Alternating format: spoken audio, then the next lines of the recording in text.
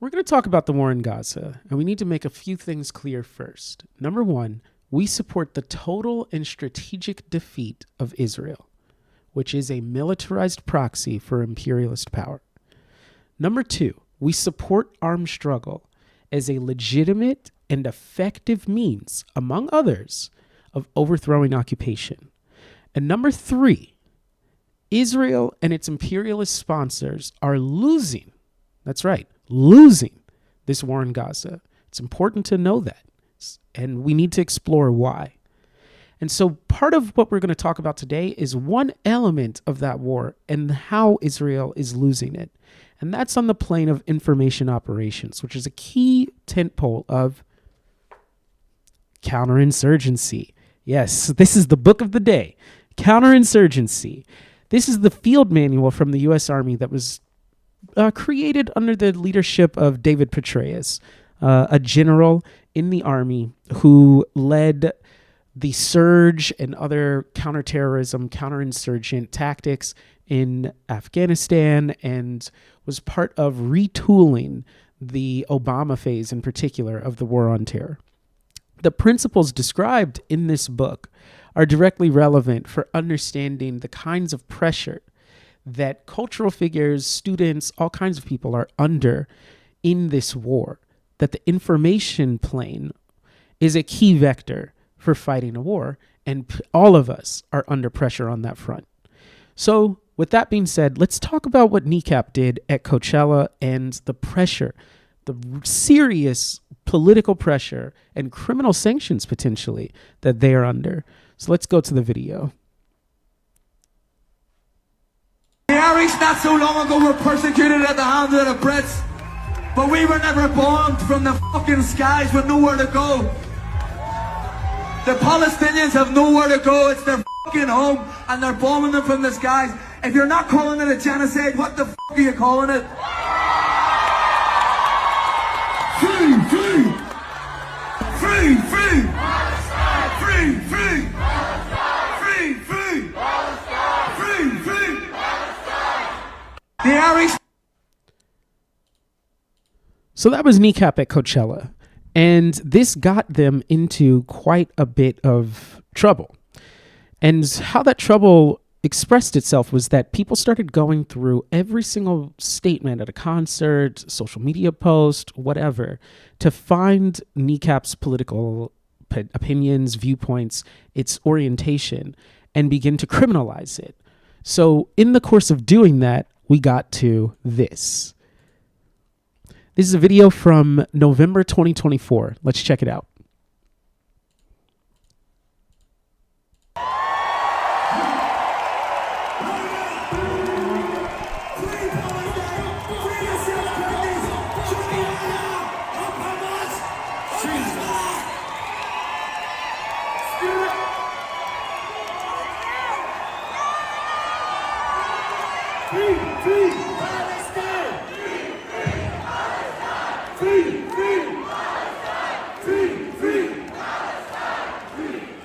Back in London, we're on Kneecap from West Belfast, Ireland. I want to say one last thing. Maggie's in a box, in a box. Maggie's in a box. Na na na na na na na. Maggie's in a box, in a box. Maggie's in a box. This thing is funny as hell. And they just walk off the stage to Maggie's in a Box. That's Margaret Thatcher, by the way, that they are regaling with this. It's celebrating her being dead. Now, why was that happening? The reason is because Maggie Thatcher was part of criminalizing the Irish Republican struggle back in the day. So she was saying that there is no political violence, there's no legitimacy to armed struggle, and therefore it's only criminal. And so we should do mass internment and other kinds of criminalization of the IRA and republicanism generally, and Irish people, frankly, because Ireland is still under British occupation. And this is a key thing to note with the crackdown on Kneecap, because it's coming from the UK government. because the North, which is where they're from, Belfast and the like, the North is occupied. It's the occupied 6 counties, right? So the British government, the UK, has jurisdiction over it still. So there is no united Ireland. So the Irish rap group Kneecap are being subjected to political repression by the colonizing force that is the UK, that has jurisdiction over its land, over their land. So that's something to keep in the background here, right? So in case you didn't see what was controversial there, it wasn't exactly Maggie's in the box. It was the thing that they said earlier. So I'm going to play another clip of that to where it's more isolated so you can hear. And you saw the caption. It said that they were draped in a Hezbollah flag, and they said "Up Hamas, up Hezbollah." And so let's hear it a little bit more clearly here.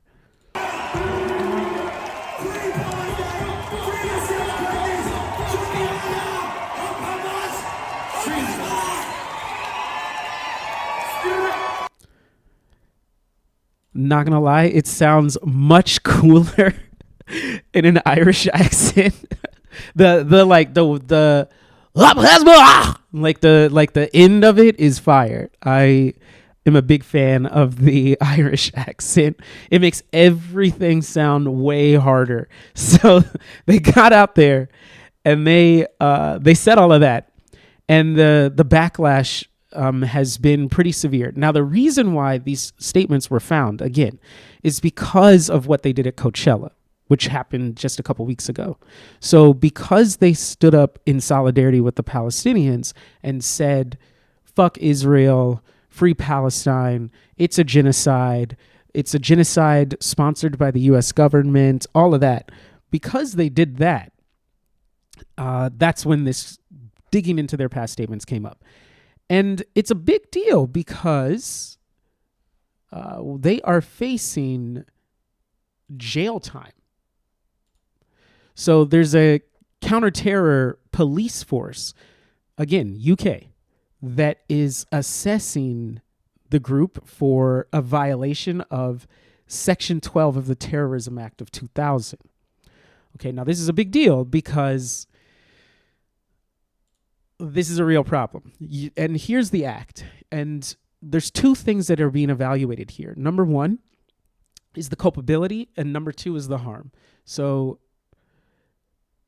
I've highlighted a couple of key little notes and how they could be applied to Kneecap. So number 1, if you're in a position of trust, authority, or influence and abuse your position.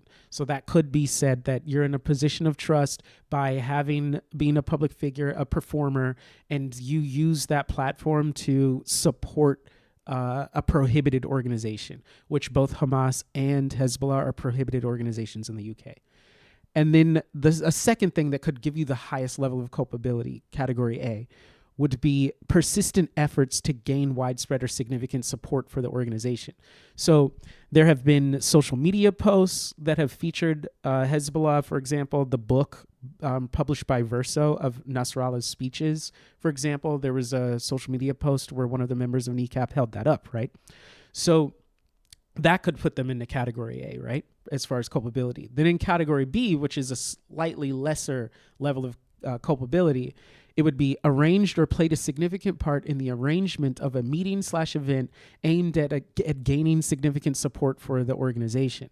So if you have a concert and you end the concert by calling for the support of Hamas and Hezbollah, that could be category B, for example. Or another one would be that you intended to gain widespread or significant support for the organization. So again, without any of the other stuff, just intending to gain widespread support through your public platform could make you a level B culpability, right? And then they have to do the harm analysis. So the first category would be, and I think I highlighted one of the little elements, significant support for the organization has been gained or is likely to be gained.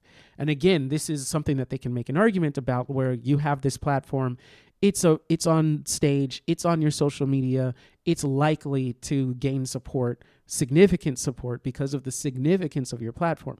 Keep in mind that Kneecap has been in a major film, that's been on the awards circuit and widely distributed. These are real issues for them, right?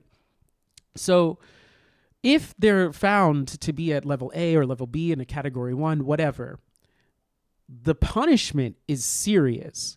So a category 1, meaning the significant support is likely to be gained, right? If they found that and they found either one of those culpability levels, A or B, for an A culpability at a category 1, you're talking about 7 years in jail.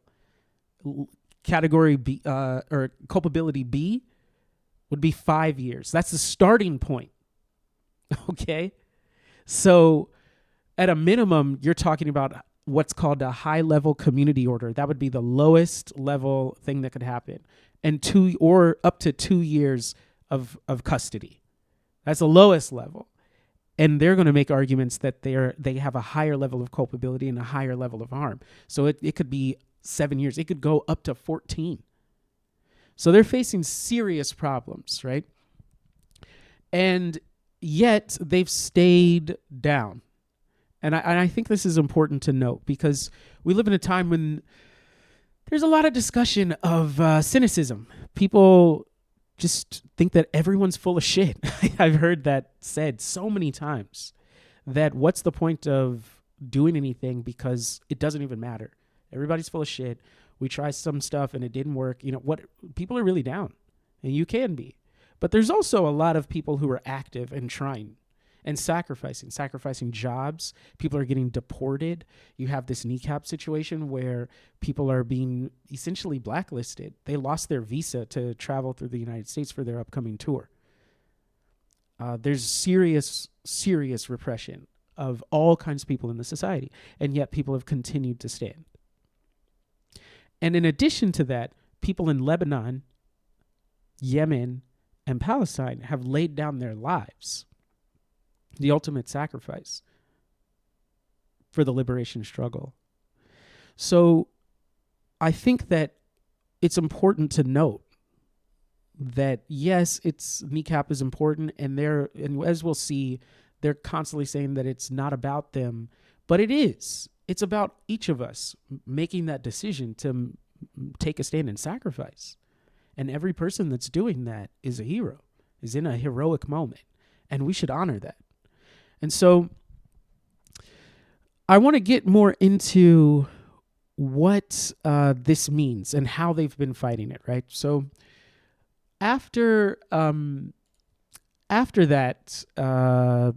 kind of crackdown, the initial wave of the crackdown, they've been fighting back on social media, and their manager, Daniel Lambert, has been on a media tour on their behalf.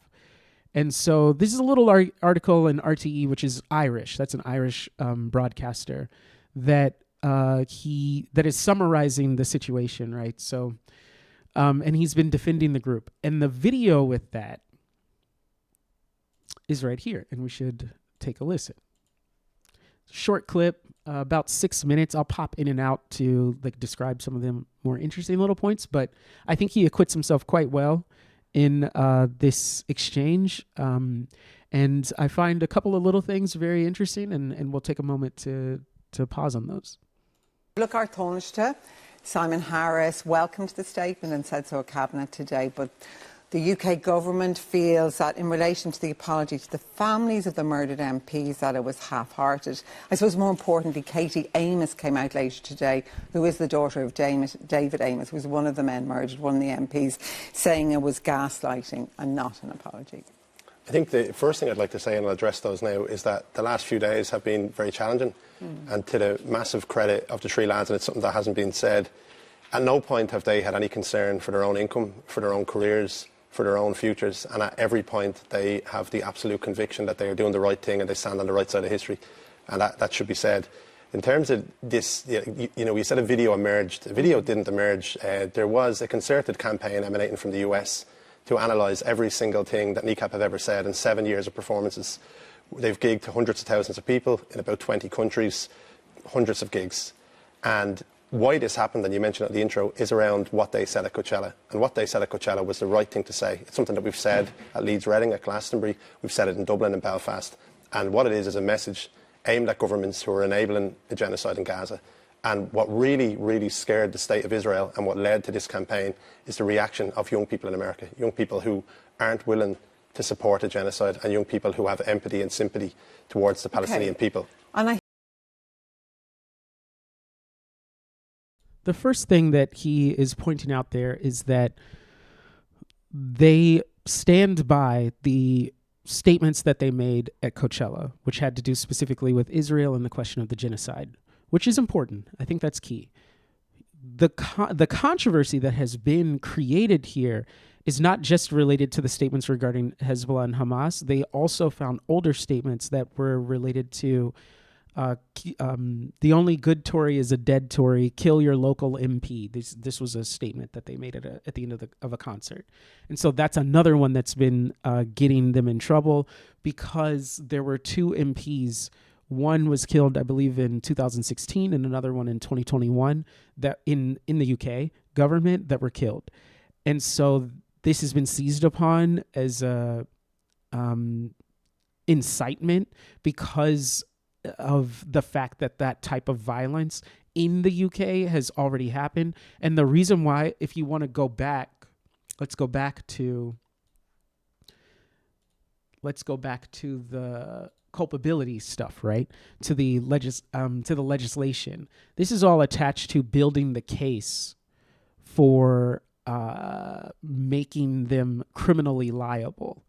So that this one is a stronger point because with regard to some of these questions of likelihood of violence and the intent questions and all of that, when there's a context in which political violence against the people that you are saying it that are in your society, so it's not Hamas and Hezbollah, it's the local political authorities, when that's the case, then it gives them more evidence for raising that culpability standard and raising the harm standard, or element, I should say, as part of the criminal case that they're trying to build through the media, which in turn they're basically trying to lead the police process towards the conclusion. They're being railroaded into this.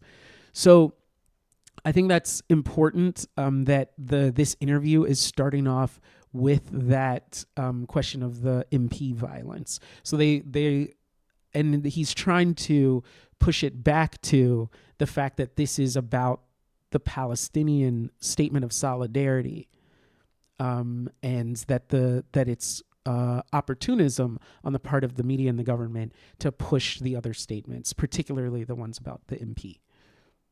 I hear you on that, Danny. Let me come back on that. I suppose if we look at last night's statement, you said, let us be unequivocal in it. We do not and have never supported Hamas or Hezbollah. But it's only last November, Daniel, when one of the band members was clearly heard and can be seen shouting up Hezbollah, up Hamas.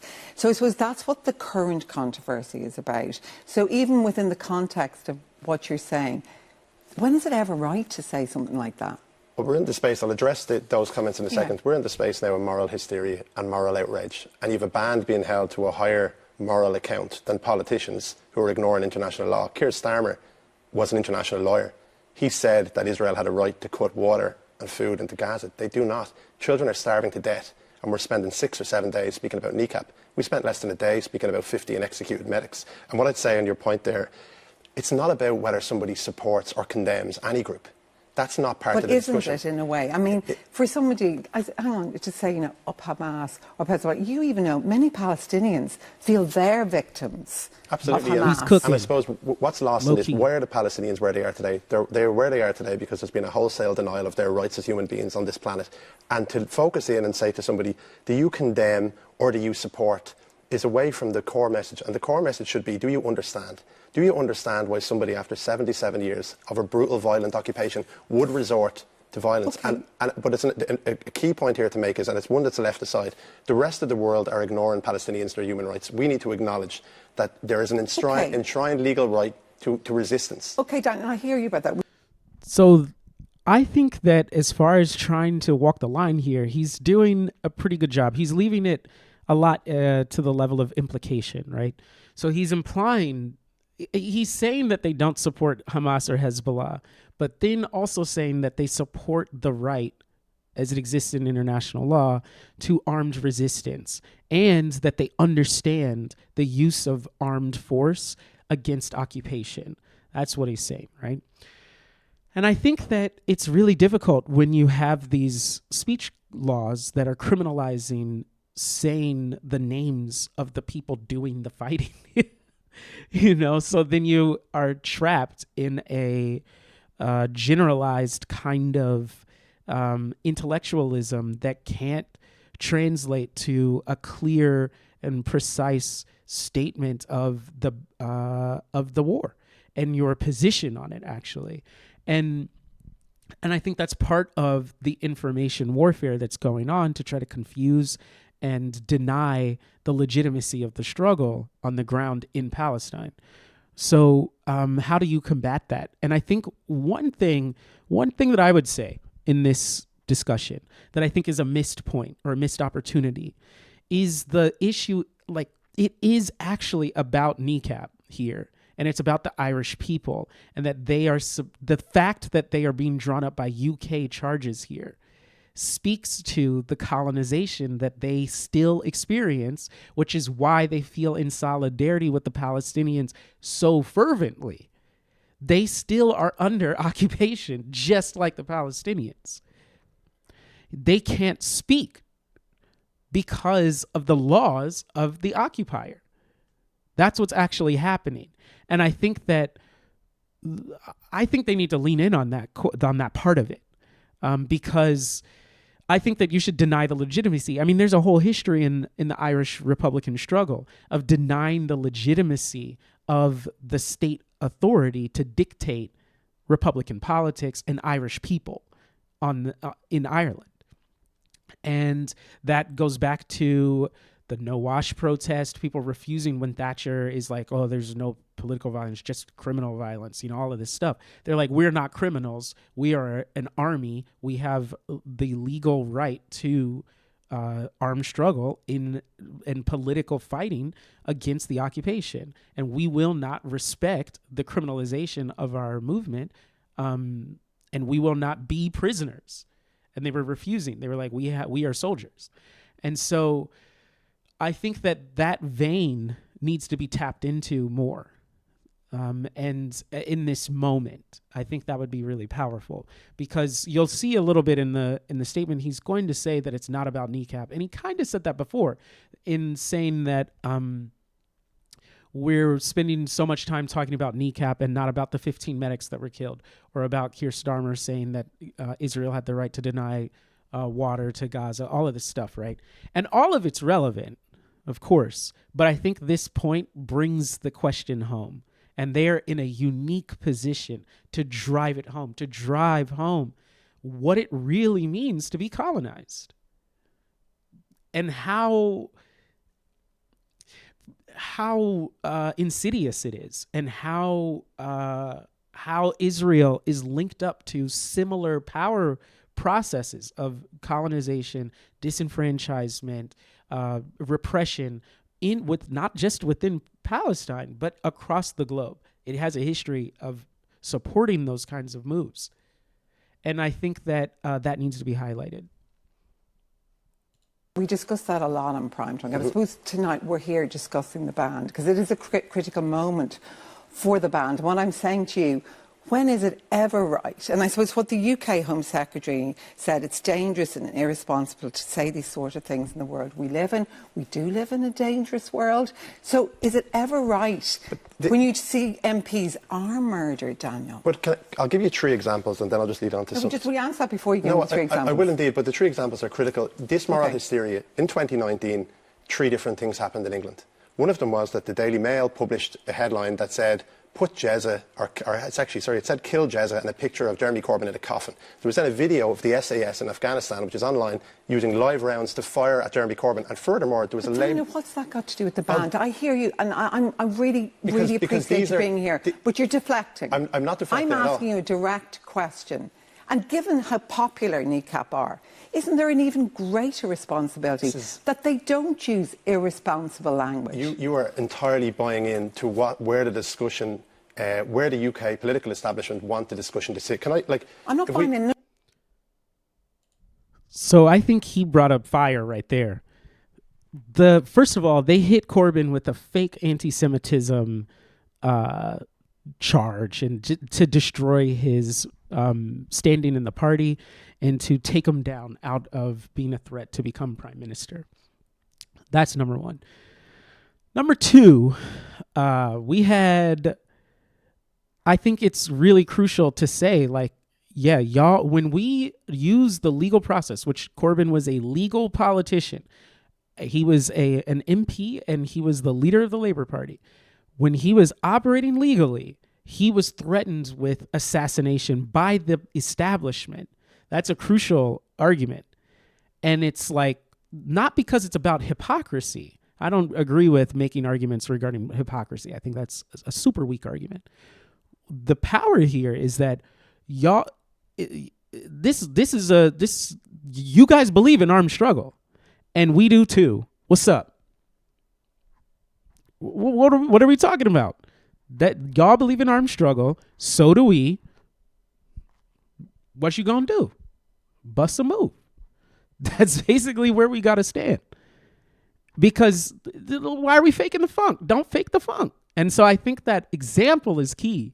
And I think like doubling down on the question more and then being like, yo, y'all want to take me to jail? Take me to jail. What's up? Put another lock on the cell. I ain't apologizing for shit. That's what I think should happen. Because there's no...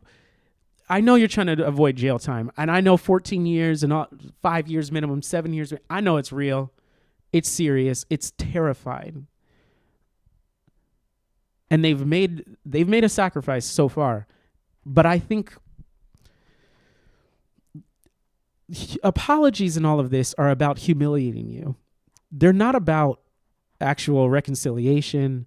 And then they do the statement and they say, oh, that's not enough, which is the nature of this interview. That's what started it, is she was saying that they put out a statement apologizing for the MP statement, right? And people were like, oh, it wasn't sincere. It wasn't enough.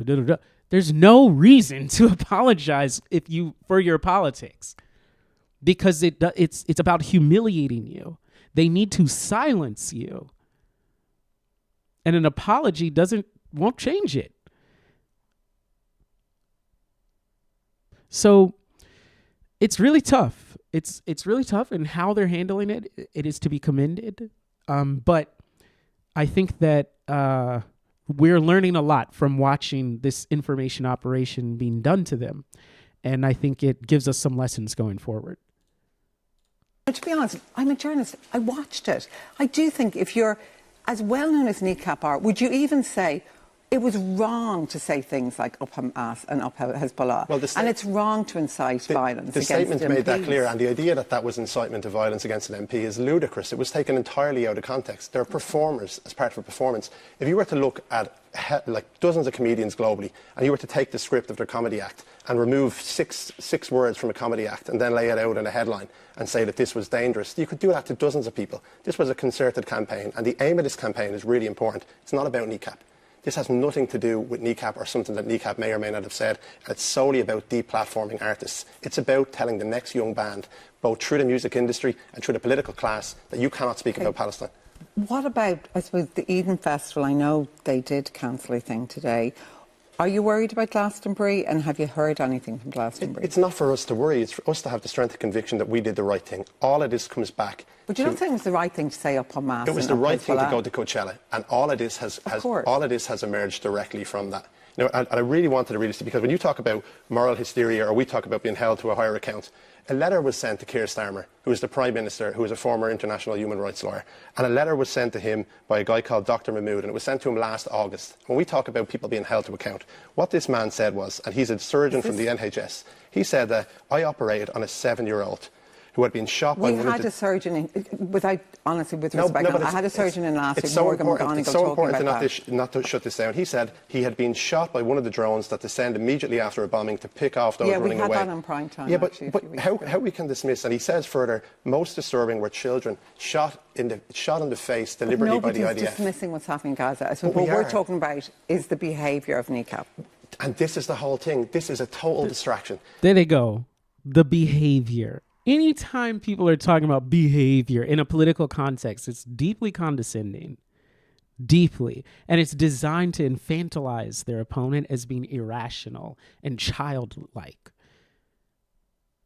And to disavow any action on their part that would inspire counteraction by the person being the behavior that they're trying to marginalize. So classic right there. But I think on the whole, he did a good job, no doubt. And what they're facing is really quite difficult. And I think that the next step for us is to commit further to deepening our understanding of counterinsurgency as war practice. Because Gaza, the situation, it is a war. Straight up. And I'll have a video in the future about Norman Finkelstein, who does not think it's a war, thinks it's merely a genocide. And he has arguments about like why he's making that argument, whatever. But it is in fact a war.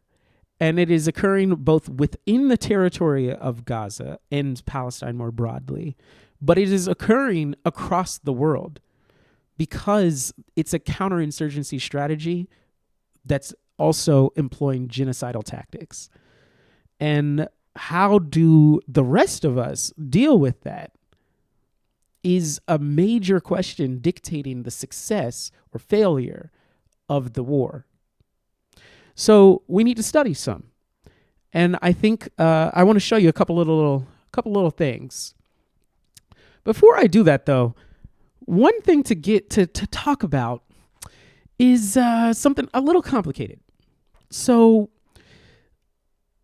I think if you watch that interview, there's a lot of discussion of Hamas particularly. And this is a bit of a rhetorical trap as well, because Hamas didn't carry out October 7th. I know. It's a crazy thing to say, seemingly, but it's true. The forces that carried out October 7th were the Joint Operations Room, which is the unified command of about a dozen different Palestinian militant factions, Hamas being the strongest, most advanced of them. But there were a number of others, secular ones even, non-Islamist, who participated in October 7th and participated in the planning and had to give unified approval for that action to take place. And this is important to understand because of the history of the Palestinian struggle and the different factions that have been at play and the entry of Islamist forces into the struggle and what that looked like and how it split families, like the same family would have different people on different sides of the factional divide. Some would be part of Fatah, some would be part of Hamas, some would be part of just different groups, right? And in the institutions, the factions would be fighting it out among the students, for example, in terms of elections and all kinds of stuff was happening over the last few decades, particularly in the Intifada. But even before that were struggles between the factions. And the fact that multiple factions, including the former armed elements of Fatah, were unified on October 7th and the subsequent fights is a big deal. It's a huge deal. And so when people are asking you to condemn Hamas, you should correct them and be like, well, actually, you're asking me to condemn the Joint Operations Room, which is the unified command that carried out October 7th. It was not Hamas. Because they're trying to use Islamophobia to delegitimize the struggle. So they use Islamism as a boogeyman without actually investigating it. So we can investigate. We can read. We are literate. And you can read this book, The Thorn in the Carnation by Yahya Sinwar. You can read that book. You can see the Joint Operations Room. See all those different bandanas? That's the different militants that are uniting. They look like Ninja Turtles, low key. The fact that they're in tunnels with the bandanas on, with the turtles, come on, bro. The Ninja Turtles.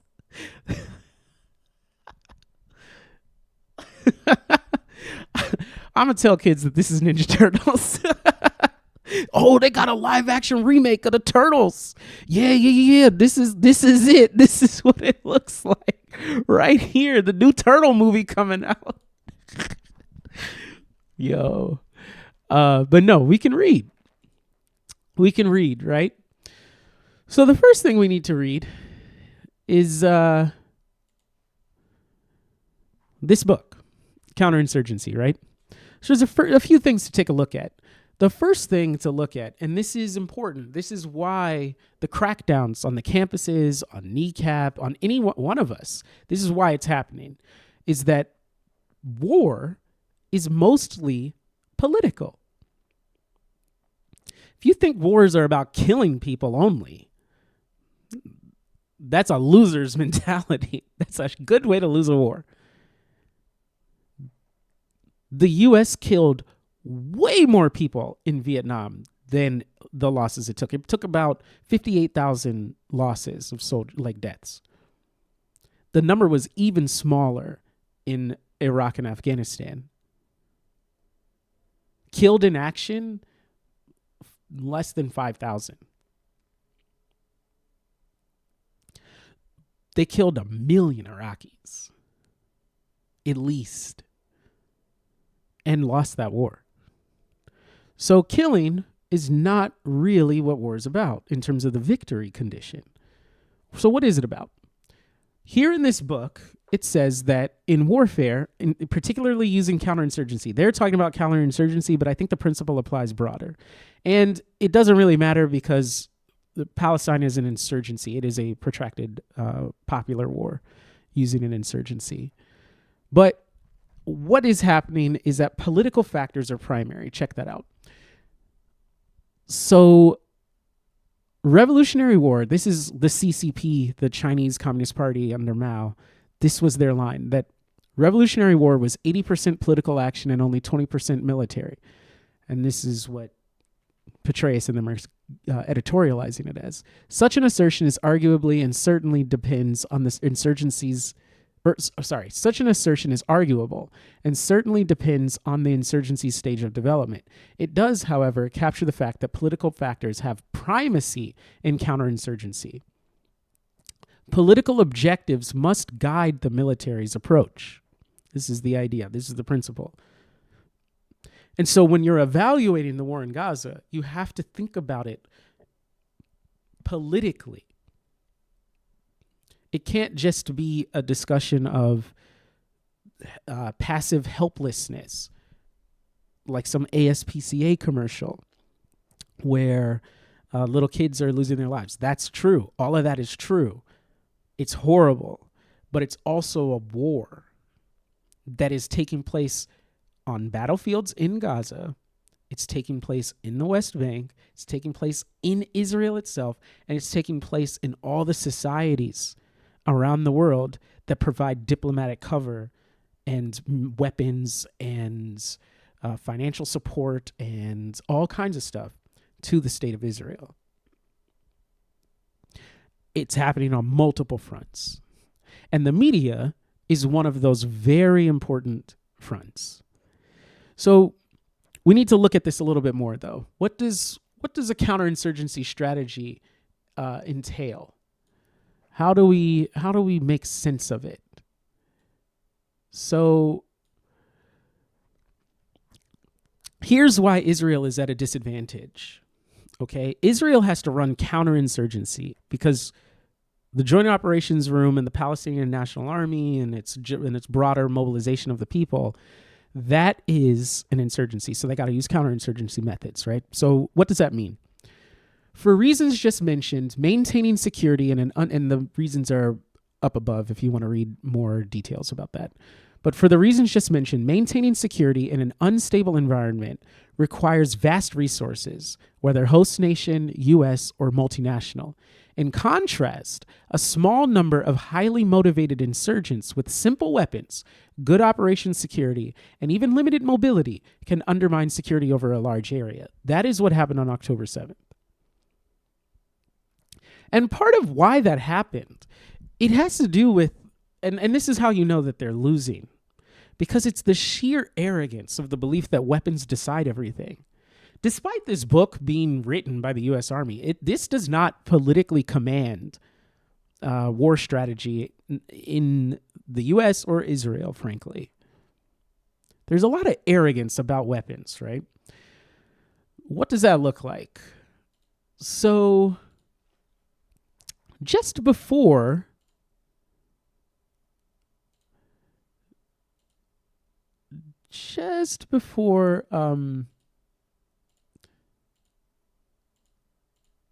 let's see if I can pull this up.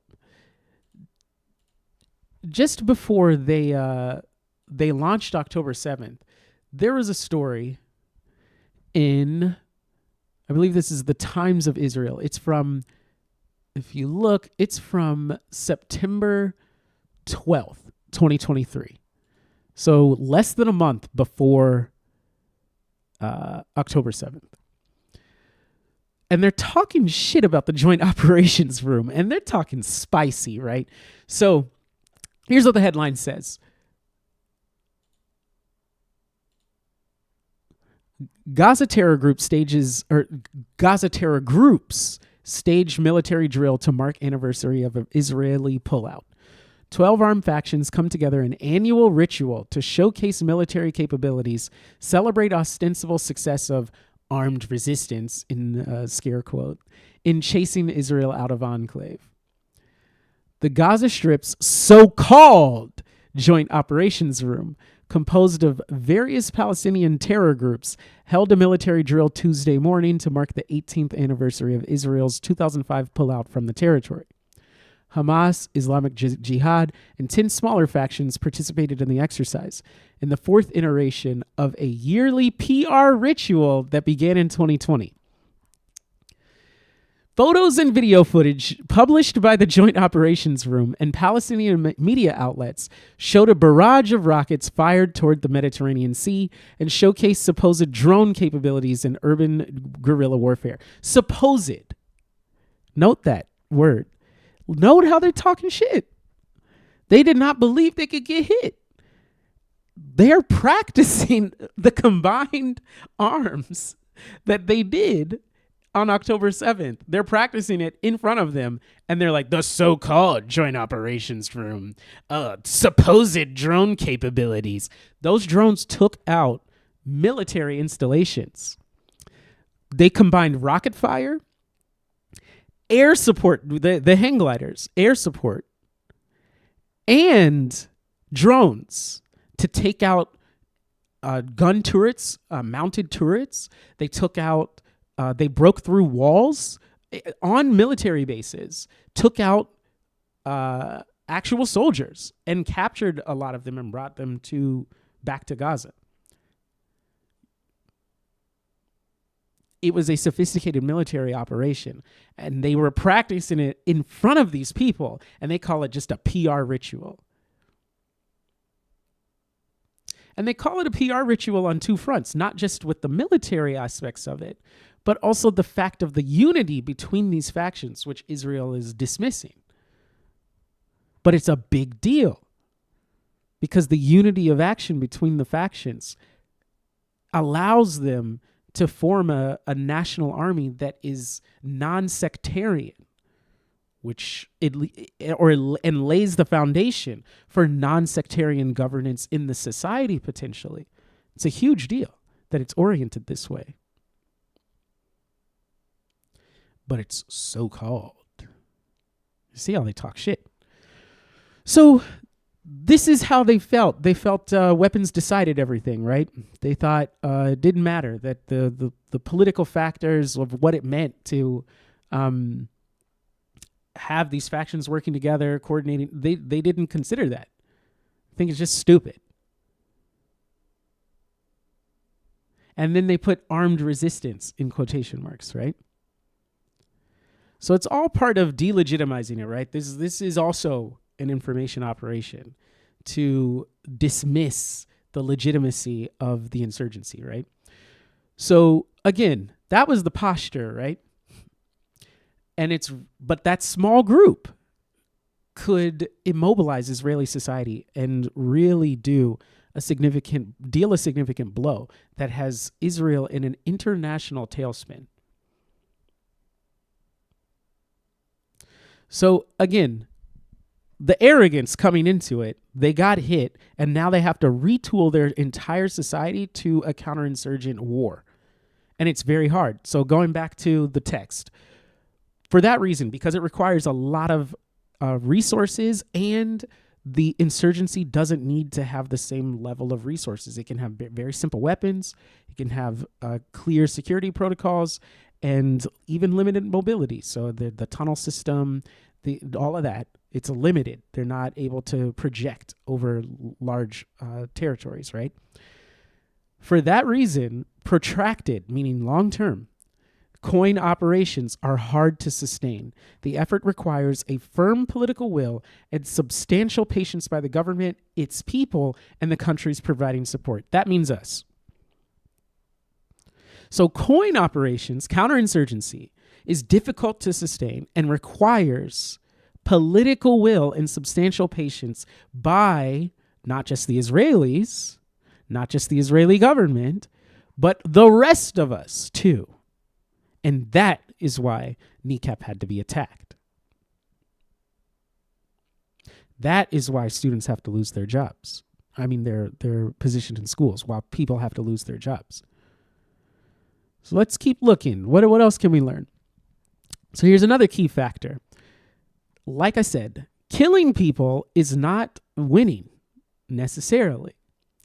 So they're trying to regain the initiative. Initiative is a big part of military strategy. Who has the initiative? And we can talk about that in a future video of what that means, but here's the key part. However, killing insurgents, while necessary, especially with respect to extremists, by itself cannot defeat an insurgency. So Israel engaging in a genocide and killing a lot of people cannot in and of itself defeat an insurgency. And you have to keep in mind, Israel is not committing serious ground forces because politically, they cannot absorb serious casualties, which they are taking casualties, by the way. They're taking not just deaths, but lost legs. You will never return to the battlefield type of blows. And when you have to take those, it is very difficult to sustain a war over time. The political will fractures of the populace. That's what happened in Iraq. That's what happened in Afghanistan. That's what happened in Vietnam. It is a big part of what's difficult about waging a war. And so their focus right now has been to kill and kill and kill and kill and kill and starve the people and all of this stuff. It's showing the weakness of their strategy. They are losing because they need to win quickly. They need to overwhelm and force the capitulation of the enemy quickly. That is what Israel needs to do. The Joint Operations Room and the Palestinian National Army can fight a protracted struggle. They have the initiative and the advantage in a protracted struggle. So, again, in a protracted struggle, the media, which is what Kneecap is part of by participating in Coachella and the like, the media question is super important. So the book goes through the history of insurgencies. It goes back to pre-World War I insurgencies, pre-World War II, all kinds of stuff, right? But one of the things that has made insurgency more effective, according to this text, is that in addition to being able to have increasingly lethal and portable killing technologies, it was the increase in the news media's ability to get close to conflicts and transmit imagery locally and globally. In 1920, T.E. Lawrence noted, quote, "The printing press is the greatest weapon in the armory of the modern commander," end quote. Today, he might have added, quote, "And the modern insurgent, though certainly the internet and compact storage media like cassettes, compact discs, and digital versatile discs, DVDs." Why? This came out in like 2009. Why? They got the military writing is funny. Like they have compact discs, but they didn't put CDs in parentheses, right? Whatever. Have become more important in recent years. So this is 2009. We have even more technologies able to disseminate the images from the battlefield. I'll show you even what that looks like. So this is one such video.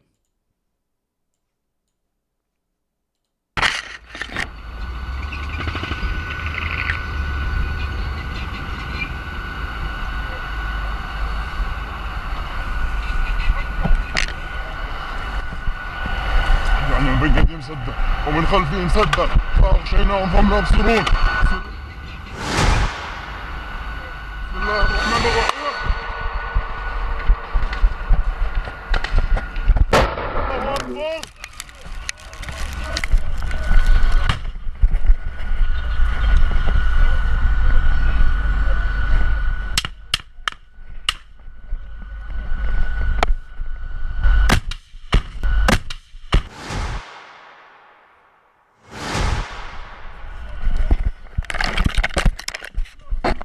And the turtles pop down the tunnel.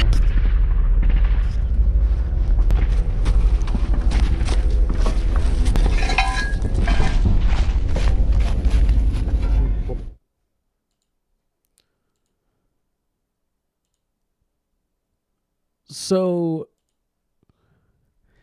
not only do these types of videos circulate, but you have the media sphere of Kneecap circulating images of solidarity. And both of these things working together are crucial. And so counterinsurgency has to do what are called information operations.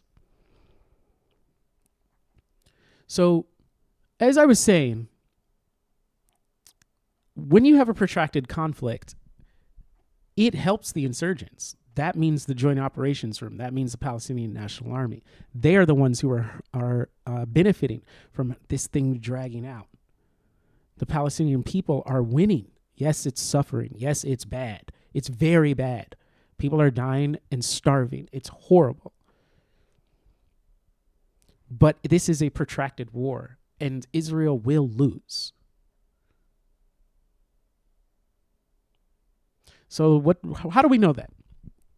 All right, so we go back to the text. Let's look at the text. So, protracted popular war, that is what's happening.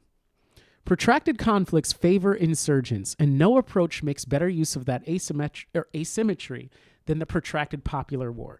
This was really pioneered by the Chinese communists. It was also used by the North Vietnamese, the Algerians, all of that, right? What does it look like? The main practitioner of this was Mao Zedong. He was the key person that theorized this. Again, the army reads Mao. They read all the communist stuff. They read because they're trying to understand the effective means of revolution and liberation struggles. And the most effective means has been the theory of protracted war by Mao. That is what the U.S. Army says. So what does that look like? You have the strategic defensive, the strategic stalemate, the strategic counteroffensive. And it lists out what the conditions are for each of those. And let me zoom in a little bit so you can see it a little bit better. That's what it looks like. That's how they fight. And so that's what it looks like on the ground in terms of the actual insurgencies, right? But what does it look like for the rest of us? So in addition to those on the ground variables, there are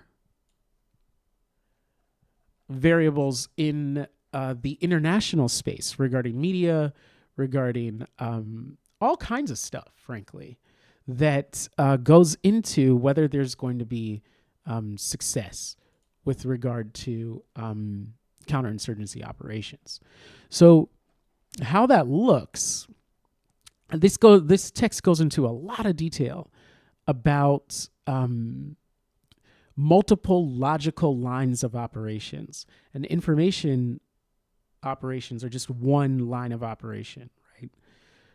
So what does that look like? I'll pull it up in a second. Give me a moment. So here we go. This is what information operations are, and they have to be aggressively employed to accomplish victory conditions. They're super important. That's why they had in the beginning the Lawrence of Arabia quote about the press and its significance to a military commander. It's because this information operations sphere is a decisive sphere, because weapons don't decide everything. People decide. And it's their faith in their weapon systems that betray their lack of belief in their people. So, but that's another argument. So here's what the text says. Information operations must be aggressively employed to accomplish the following. 1, favorably influence perceptions of the host nation legitimacy and capabilities. 2, obtain local, regional, and international support for counterinsurgency operations. 3, publicize insurgent violence. 4, discredit insurgent propaganda and provide a more compelling alternative to the insurgent ideology and narrative. Now, they're really struggling on that fourth one. Now, you are, and they're struggling on the first one. They're trying to legitimize the genocide. It's tough. It is really tough to legitimize a genocide. And they have to try to delegitimize the successful ground operations that the Joint Operations Room are like that they're carrying out. They have to delegitimize those, and it's really hard because they can't control all the information. Telegram exists that circulate all kinds of videos of operations, successful operations on the ground in Gaza. They're in their buffer zone, and the Israelis are still getting hit. There's all kinds of stuff happening that they don't want to be disseminated, right? And then the fourth point here about discrediting insurgent propaganda, right? That's part of the Kneecap situation, right? So if they go out with the Hezbollah flag, for example, or they say up Hamas, up Hezbollah, right? That has to be squashed as part of an information operation. Information operations have to be aggressively employed. Okay, so that's the context that is happening to Kneecap. These are some of the tactics that are being unleashed on them. It's a counterinsurgency approach. And we have to study this stuff to understand what happens when you take a stand, because you will get hit. You might die. This is the reality. And so we have to take it seriously and be responsible. And I think that there's a lot to learn here, right? So one of the things, I'll leave you with this. One of the things that I think we need to take more seriously is we can read what these people are saying. I think at a minimum, that's crucial. So here we have, this is Hamas specifically, but here is their narrative of the October 7th attack. What did they say happened? What were their strategic aims? What were they trying to do? And they come out, they say all of this stuff. Why? They make their argument. They say what happened and what their response was to the Israeli allegations, the beheading, the babies, the rapes, all of this stuff, right? What are their claims? And in fact, there was I think Daily New York Post, probably, I don't know, but some rag had found out that students at one of the universities in New York, they were circulating this literature to talk about, well, what did happen? What does Hamas say happened on October 7th?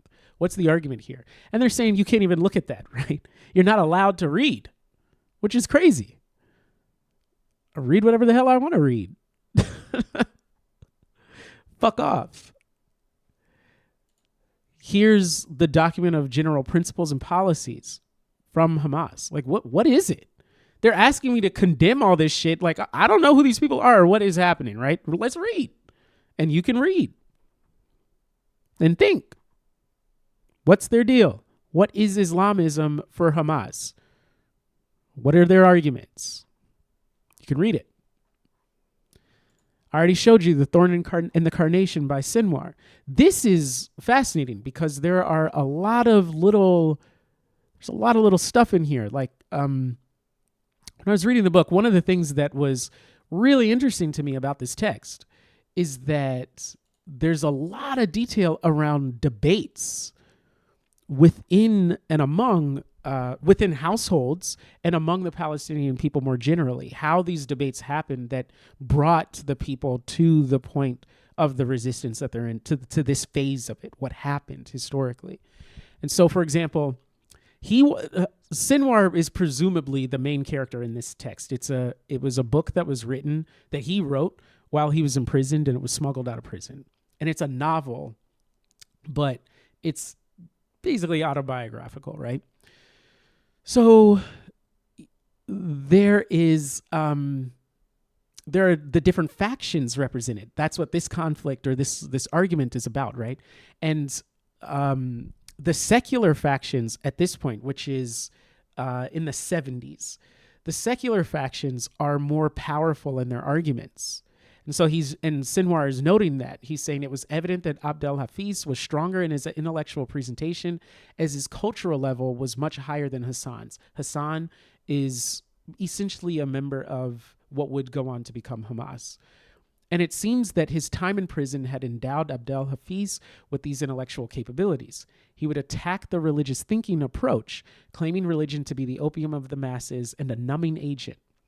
Quote, where are the religious people and what is their role in the national struggle and resistance against occupation? Hassan's responses were weak, and he often clashed with Mahmoud in these discussions, urging the return to religion and adherence to it during the liberation process. Mahmoud then asked, what about the Christians among our people?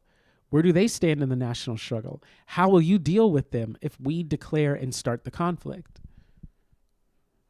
And so it's all of these different complexities around Palestinian society. How are you going to deal with that?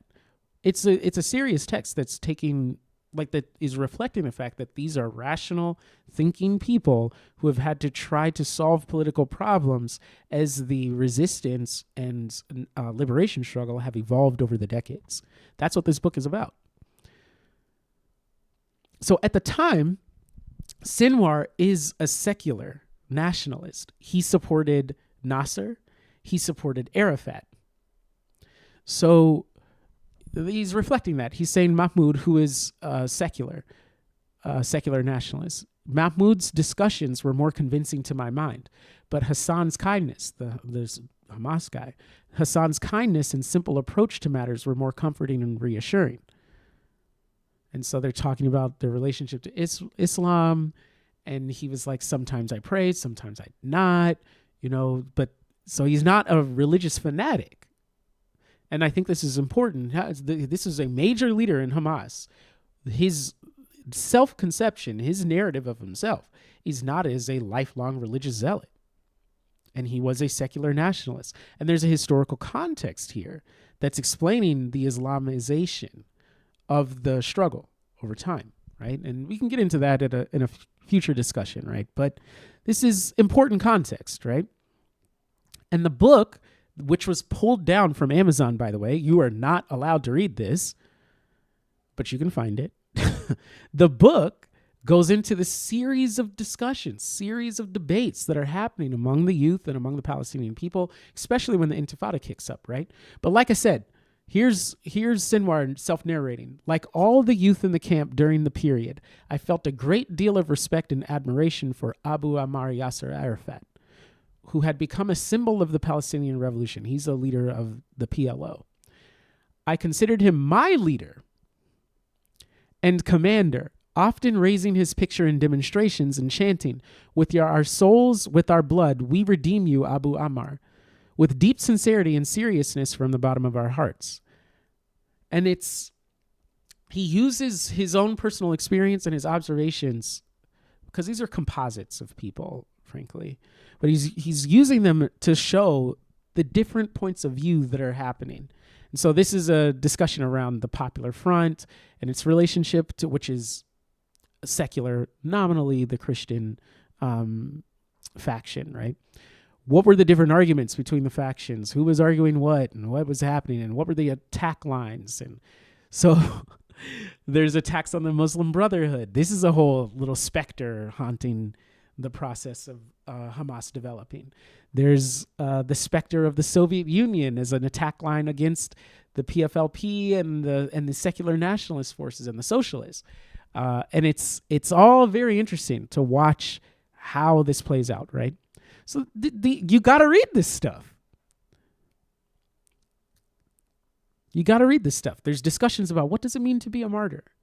You see, the banners that went up, "Glory to the martyrs." What does that mean to different types of people? And there are religious debates about who can be a martyr and what does it mean? What can an atheist or a Christian be called a martyr?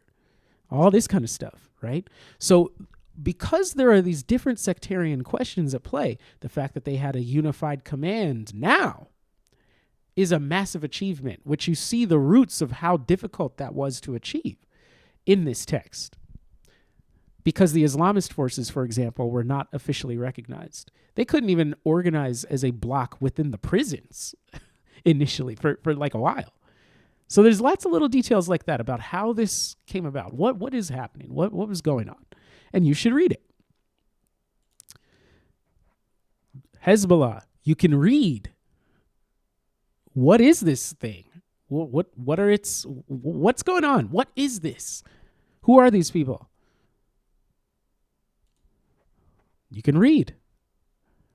So don't let these people just act like nothing to see here, though. This is gibberish. PRs, so-called, whatever. That's not the scene. That's not the scene. They pulled some shit off. They have the strategic advantage. They have the strategic initiative in this conflict. Doesn't mean they're guaranteed to win it. But it doesn't mean Israel's winning. It does mean Israel is not winning. And that's important to understand. So, Kneecap, keep your head up. All people who have made sacrifices and struggled and lost livelihoods, lost positions in school, all kinds of stuff, keep your head up. And I think that there's more support for people than what I think is easily felt. And so I wanted to make this video so that we could talk about these things, talk about the importance of reading, talk about the importance of taking our understanding beyond the superficial.